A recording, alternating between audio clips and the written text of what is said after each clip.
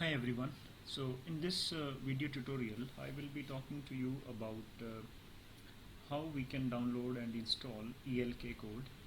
So I was getting many requests from my friends to uh, start the videos on the basis of which I can teach them basics, um, what I would say hands-on skills of doing density functional theory based calculations. So in this set of tutorials I will be actually teaching you how to work with one open source density functional theory based code, which is called ELK code. And this ELK code is freely available for anyone, and it is one of most accurate methods. It implements one of the most accurate methods for doing density functional theory, which is a full potential linearized augmented plane wave method of doing DFT calculations. So first question is how to get ELK code. So you just simply have to go on Google and then just type Google ELK code on Google. Then you should find out the first result which refers to the website of ELK code. So this code has been developed by German group from Max Planck Institute, and then this is the home page for of the ELK code.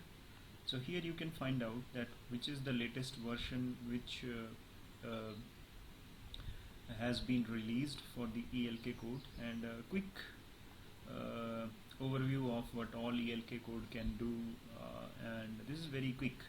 Of course they have a very detailed, I would say reasonably detailed manual, so you can go through the manual as well.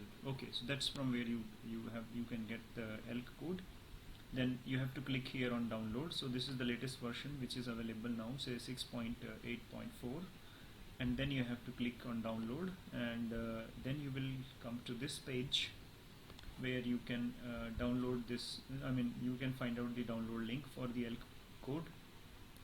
So here is actually the link from where you can download. So they have uploaded their all the source code on sourceforge.net. So here if you click, you should get the website of sourceforge.net where all the files have been uploaded. I'm sorry that because my internet is slow here, so it's still not open, but okay. Then what you find out finally is a file something like this. So suppose if you go to your downloads, you should see this is not ELK here. I would locate that file somewhere else. So you will find out your file in your downloads folder most probably. So what will be the file? That is going to look like this. Okay, let me show where it is. So I have actually removed that from downloads and put it in my favorite folder called src. So since I work with many codes, so you will find out all the codes sitting here. So main thing is ELK. So the code which we want to work is ELK. So for those of you who are not comfortable with this working in Linux or working with the command line in Linux, I have made another set of I think 2 or 3 video tutorials which are available on YouTube free of cost. So you can go to YouTube and just go through those very basic video tutorials on how we can work on Linux and how we can work on command lines. So here are various, I have just made various folders. This I have manually done. So whenever a new version comes, I create a new folder corresponding to that. So for example, I think I have not downloaded this latest one, which is 6.8.4. So what I would do, in case I will be able to download that, I will prepare a folder called 6.8, and there I will paste that relevant file. So what will be the relevant file? Let's go to the previous version. So this is 6.3. Forget about libxc right now. Then I prepare on one more folder. So for example, if you have a version called 6.3.2, so this one is the latest version which I have. So I have this just how you manage your folders in your Linux. It's not a mandatory thing. So it just depends on you how you want to do. So just to keep the things clear, I make it this way. So this is 6.3.02. So this is where I will be getting all those files. So you will be getting a zip file in which you will be having all these folders. Let me locate where is that zip file. Just a moment. So similarly I will be putting that here, right? Okay, the zip file is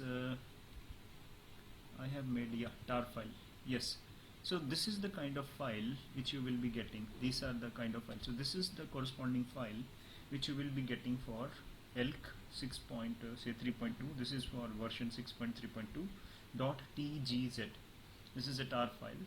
So similarly you will get for the latest version ELK-6.8.2, whatever is the version, right? So this is 6.8.2 is the latest one, I think 8.4.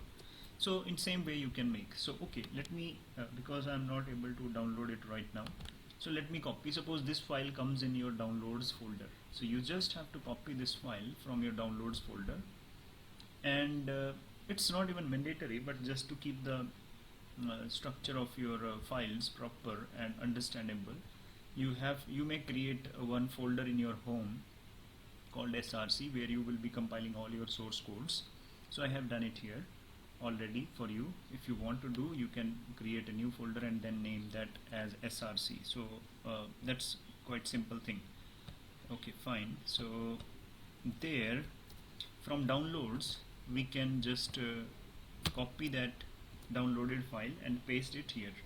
So I have just pasted it here. So that is the first part of the task, means how to download ELK code. So we can download ELK code, and now I have pasted it here in this folder. So location of the folder is home and user src ELK, and in this folder I have put that ELK file. Well, now that's the whole thing we need to do from internet. So let me close. Now you have to come to terminal, and now we have to go and locate that file in the Linux terminal.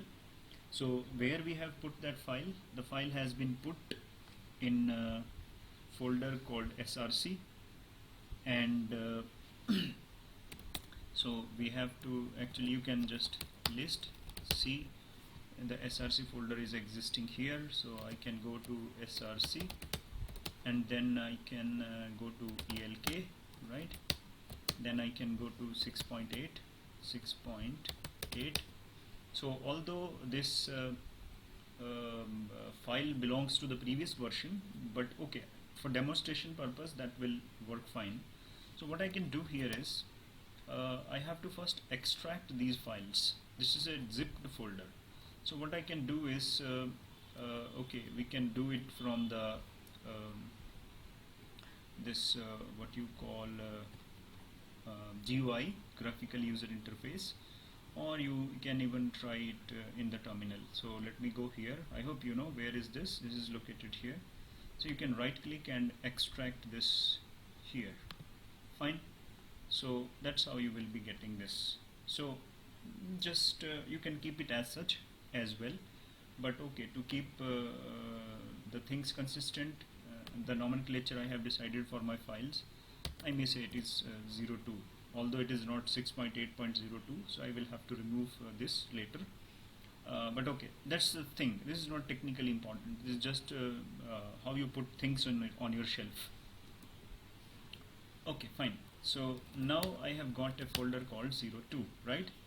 Now here I will go in this folder. These are all the files which you will be getting for your ELK source code. And here, so what are prerequisites for installing ELK code is Fortran compiler, because this code has been written in Fortran. So you need a Fortran compiler.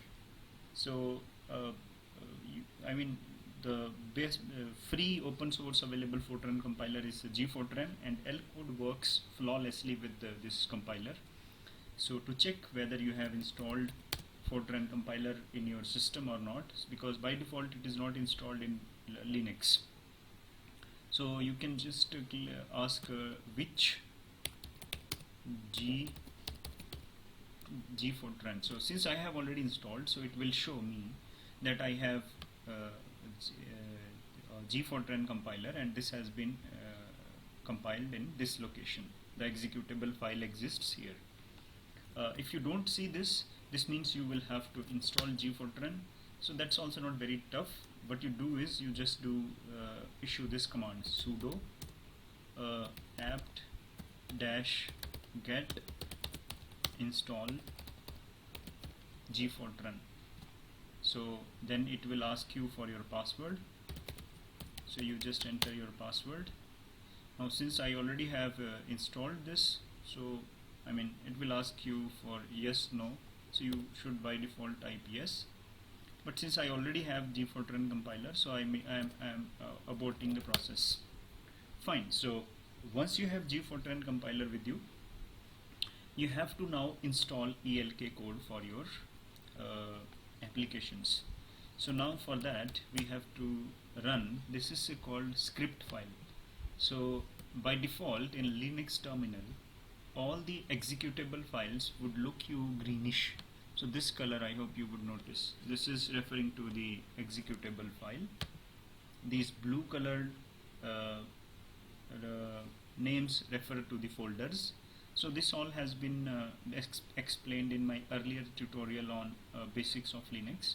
So again I'm not getting into details of that. But okay, so now we have to run this executable file setup dot. So /setup. How to run an executable file? This is /setup. So you press enter. Then you find out a question which asks you which Fortran compiler you have. So since we have GNU Fortran compiler, G Fortran, so I will be typing 2 corresponding option and press enter. So now it has created for us a make.inc file. So it has created for us a make.inc file. So this, you don't need to mess up with this file, don't need to even go to details of this file. So you just have created it. Now you have to compile this code, you have to just type make space all and press enter. Now this will do the whole job. This will compile ELK code for you. One very interesting thing or very important thing regarding ELK code I would like to mention here is that it is very simple to compile. I have worked with many other codes as well. So the compilation is a big hectic thing. But in case of ELK code, it is very, very simple. Just this one simple command, and whether you go on any machine, for me it has worked 100% times. There is no troubles which I usually faced with installing ELK code. This is very simple and very well structured code, I would say. So now it will take some time. It will compile all the relevant components of the ELK code, and then once you are done, then I will just show you. It will take maybe 1 or 2 minutes, not too long, maybe maximum 2 minutes.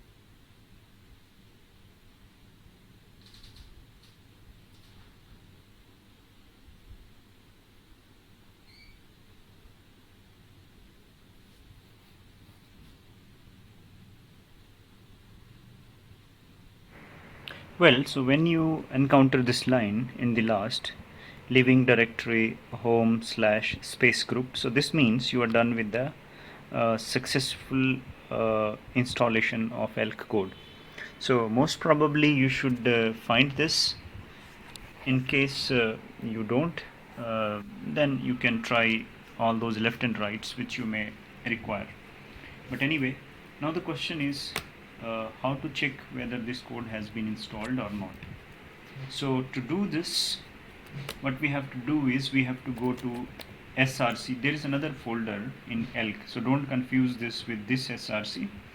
So there is a folder called SRC within ELK itself. So you have to go to this SRC. So there are so many files here. You have to check ls ELK. So means we will locate for executable file which by default is made with the name ELK. So this green file is actually the master file for the ELK code, which is the executable file which we shall be using in future to do all the calculations using ELK code. So if this file is made, means everything has been done successfully. Well, so how to run ELK code? Okay, before I teach you how to run ELK code, let us do a quick testing of the code. I mean, whether this has been installed successfully or not. They have made, the ELK team has made a script. If you issue a command in this folder, you have to come out of SRC folder, which I did by doing cd double dots and pressing enter. So now I am in this folder where all these files are there. So here, if I issue the command make test, I think make check, make just a minute, yeah, this is make test. So they have made it some set of 15-16 tests which your system will automatically run, and it will check if the ELK code has been installed successfully or not. So in most of times you will be finding that it will pass all the tests, most of the tests without any problem. So if there is any problem to a specific case, then you may have to pay attention to that. But okay, that's not of our beginning stage right now. So everything goes fine. So all the tests will be passed. So I will just quit this here just for saving time. Now we have installed ELK. Now the question is how to do various calculations using ELK code. So before doing your own independent calculations, whenever you begin with any code, usually they have given us a huge set of examples which demonstrates all the features of that code. So in ELK also they have given a folder called examples. So you have to go to examples folder. So here they have divided all the examples in various categories. So there are some basic examples. There are some examples based on Bethe-Salpeter equations, which are very good for optics, Compton scattering, delta value, all these things. I mean, I'm not going to explain each of them in detail right now. So I leave it to you. I mean, indeed, I have not done all these examples because usually we don't do all the calculations for a particular case. Depends on what we want to study, and accordingly we will be interested in doing those calculations. So to begin with, you should start with the basic examples of ELK code. So you just go to the folder called basic. So here these examples actually are for various systems where we can do the calculations using ELK code. So let us first go to the first example of aluminium, a very standard metal, aluminium. So you will be finding a file called elk.in file. So for ELK code, this is a universal input file. This is another great thing I like about ELK code, that in other codes you will be finding that there are different types of inputs for doing different types of calculations.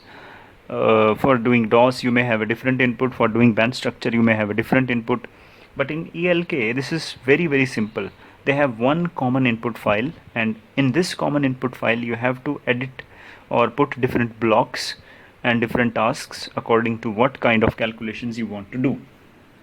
So let us first try to understand the structure of this input file. So you can use gedit. This is user friendly for those who are working in Windows. This is just a text editor. So gedit elk.in. So this will demonstrate you the basic structure of the elk file. So anything put with exclamation mark is just a comment, and it is just used to put the explanations of what this example is going to do, or what a particular block in elk is meant for. So all that. So the one very important block is called tasks. So what does this mean? So here we have put tasks 0. What is the meaning of this tasks 0? That you can see in that elk which you have downloaded, there is a folder called docs. So they have given a manual called elk.pdf. So you just open that elk.pdf, and here you can find out the explanation to all those things which you don't find in my demonstrations. So let us say, for example, go to tasks. So here you can find out in tasks. So this is what various tasks in elk code are. So by putting various numbers here, you can do various types of calculations. So this task in this particular example is just very simple, 0, which means doing ground state run starting from the atomic density. So what we are doing with this task is we are calculating the ground state density for aluminium in its FCC structure, and then trying to calculate its ground state density using DFT, density functional theory. This is something called nodes. So elk, when you run, it will create a lot of files. Info.out is one such file, and then if you want to put some notes, basically these notes will appear in this file.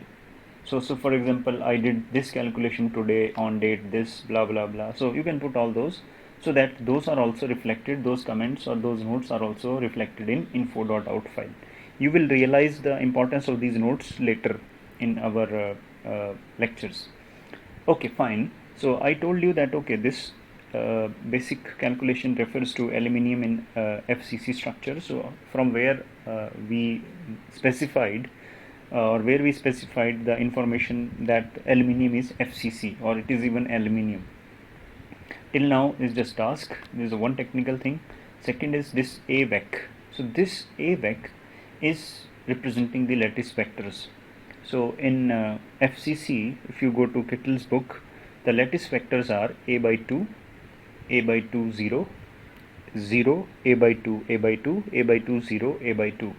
So this is the same format. You would say this AVEC is that matrix, and this matrix multiplied by this number should give you a by 2. Now what is a by 2 here? A by 2, a is the lattice constant, and this, when multiplying this, would give you 3.8267, 3.82670, 3.8267, 3.8267, and so on. So the question is, what is this number? So in ELK, by default, the units are atomic units. The units of length is Bohr. So if you try to check what is the lattice constant for aluminium, then aluminium has a lattice constant of you can check, this is 4.050 angstrom. This is in angstrom. So why this number is not, so A for aluminium is 4.050 angstrom, but this number is not 4.050 because this is in Bohr. So let us check what is the corresponding conversion. So if you have to convert from angstrom to Bohr, so this is 4.05 divided by, this is the conversion factor, 0.5292.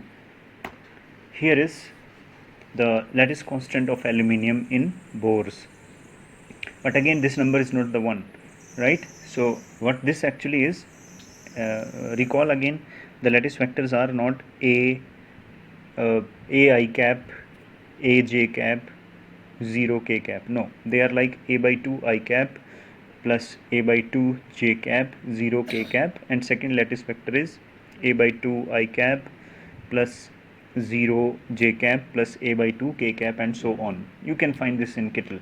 So fine, this has to be a by 2. So if I do this, this is the number 3.8267. I mean, this is close to that. So it depends on which lattice constant they have taken. So this information, these two blocks, tells us what is the crystal structure of the respective element. So this is representing the FCC structure. This is telling us the ground state calculation of this FCC structure. But then FCC structure can be for any material, where we are specifying that it is for aluminium. So this information comes here. So this is also a comment, relative part to species file.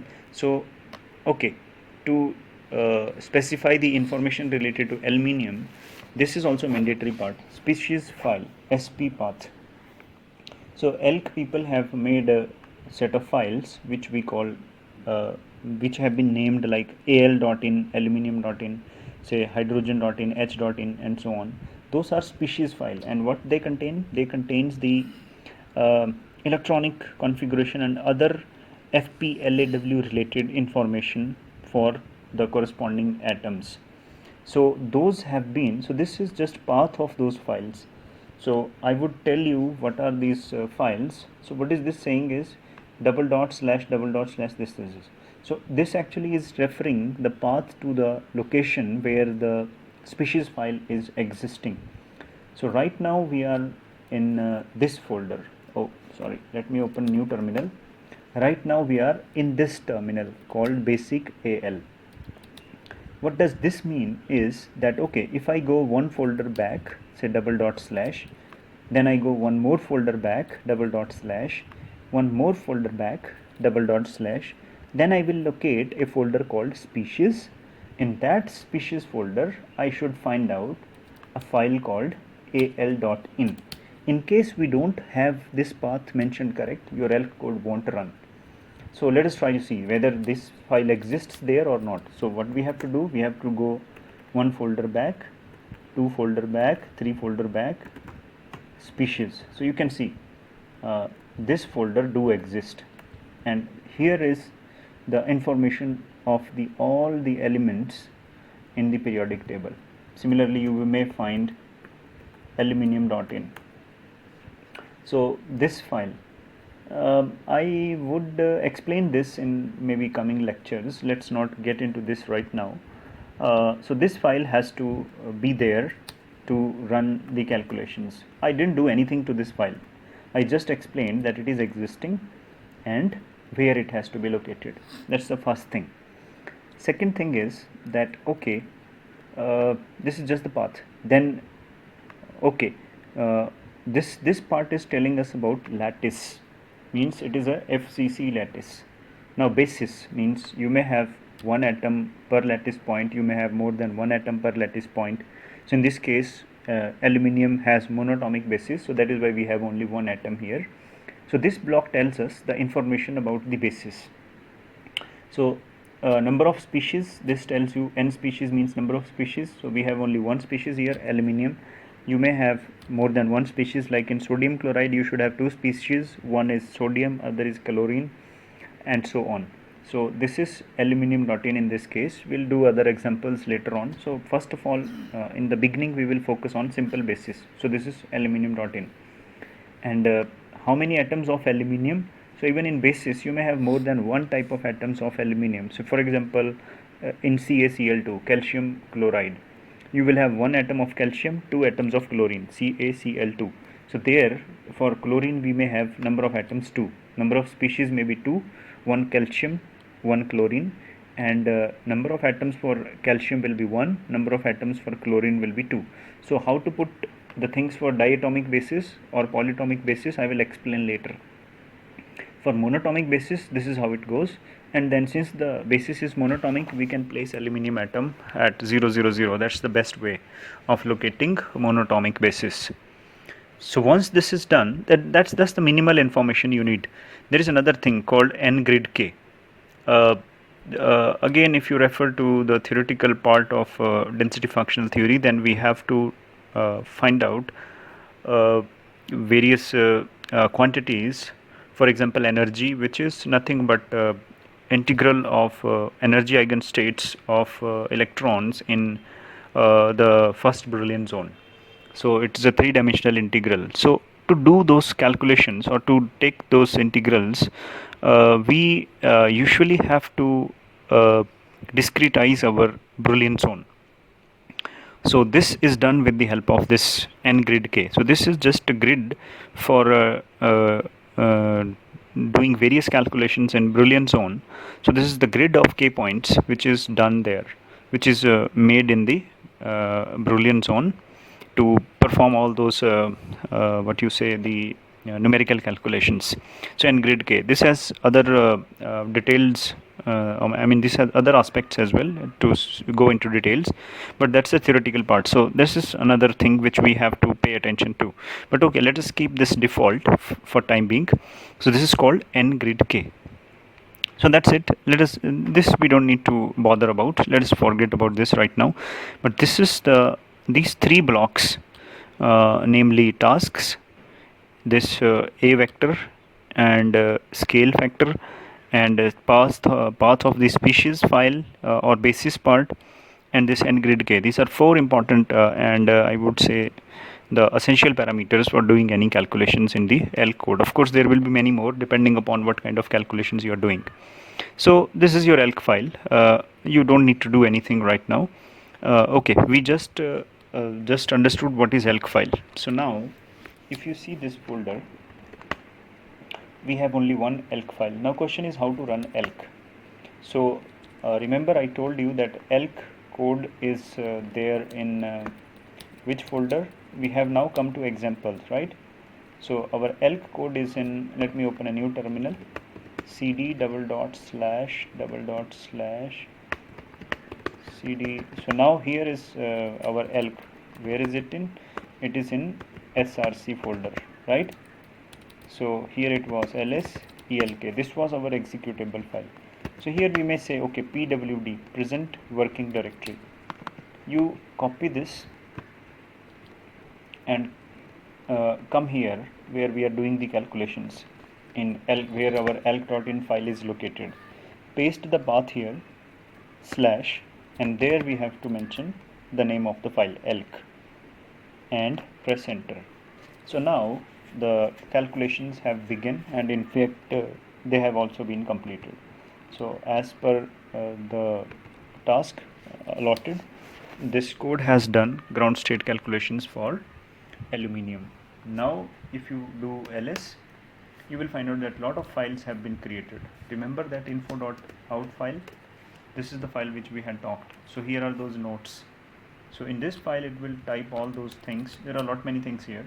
So you will find out when the calculations have been done, at what time the calculations began, and all other information, unit cell volume, Brillouin zone volume, and so on. And there are a lot many details related to the calculations. So let me close anyway. So okay, now we have to say first, for example, C, what is the total energy, total ground state energy for aluminium? That is the most crucial parameter. So we can find out the same in info.out. If you go to the end of the file, this is end of the file. I work with VI editor. You may go to gedit and open this file in gedit as well. So here you can find out the total energy, which is just a moment. Yeah, this is the total energy, minus 241.9169 blah blah blah, and the units of energy here is Hartree. So you can find out, or the same thing you can find out in this file.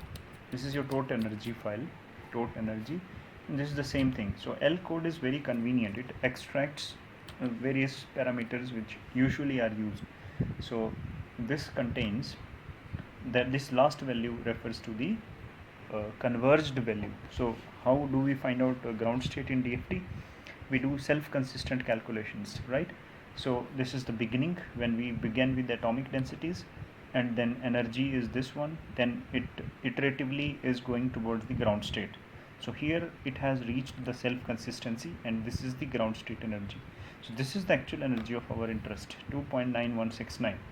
so this is the ground state energy for the aluminium. Now the question is, I hope this is clear. So you do this example along with my video demonstration in your system so that you could understand the things well. Now once this is done, we need to now understand things a little more. Now let us try to play. This was all which came as a standard file to us. We ran it and got the numbers. Fine. Now let us see how we can do the changes. So let us go to this edit file, this elk.in file, and let us try to play with this k point mesh. This is another standard thing which we do in DFT calculations, and rather we must do this. This is numerical integration means that you have to make sure that your results are of good quality, and for that we try to check convergence of the value of integral by making step size smaller and smaller, and then you will find out one stage will come that the value of integration does not depend upon the step size, and that is what we can say, that the situation when our step size is sufficient enough to calculate the integral accurately, and then we have attained the convergence, that is called convergence test. So here let us try to see. Okay, so now we had taken a mesh of 4 cross 4 cross 4, and what was the energy? It is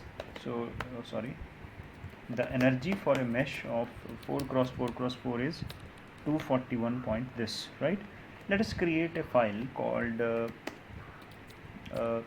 just ek.dat. You can name it anything.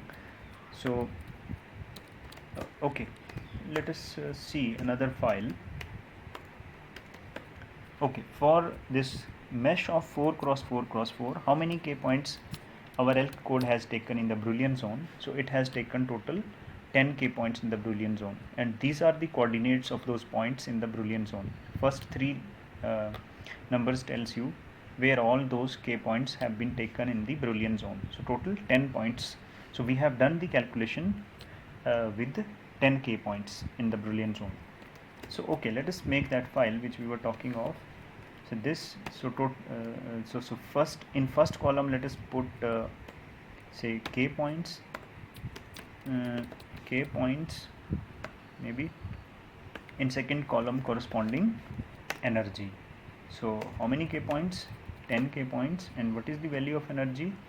Oh sorry, okay, just a minute. Yeah, so energy, yes, this is the energy. So let us copy this energy, and sorry, yeah, so we had 10 k points and energy is this much, right? Now let us go to elk.in. Let us go via gedit. Forgive me if I interchangeably use vi or gedit. So well, let us increase this number now. Instead of using 4 cross 4 cross 4 mesh, let us do 6 cross 6 cross 6 mesh. Save the file, close, and run ELK code again. Now you would notice that since we have increased number of k points, the time taken to do calculation will be little more. Well, so now calculation has been completed. If you check this k point, now ELK has taken 28 k points. Earlier it was, so this is the file I opened. So earlier it was 10 k points, now it has taken 28 k points. So we can expect the results to be better. And let us again see the total energy. You won't be able to notice the difference, so better copy this and paste this in that file which we made, ek.dat. So for 28 k points the energy is this much. So now you can see that okay, up to first two decimal places the numbers are same, but here there is a difference. This difference is significant, you would notice. So you just get an idea of what is 1 Hartree, what is 1 EV, how much is the energy. Then you would see this difference is not negligible. Anyway, then you can try to do this again. Let us increase this to say 8. This is a free format file, so you don't need to just stick to the format. 888. Again run. Now time required for calculation will be more.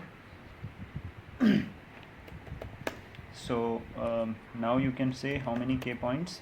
60 K points it took. Total energy is now this one. So you just go here, open, 60. Here is the corresponding energy. Now you can see the change was earlier from 6 to 8, now it is from 8 to 9. It is reducing.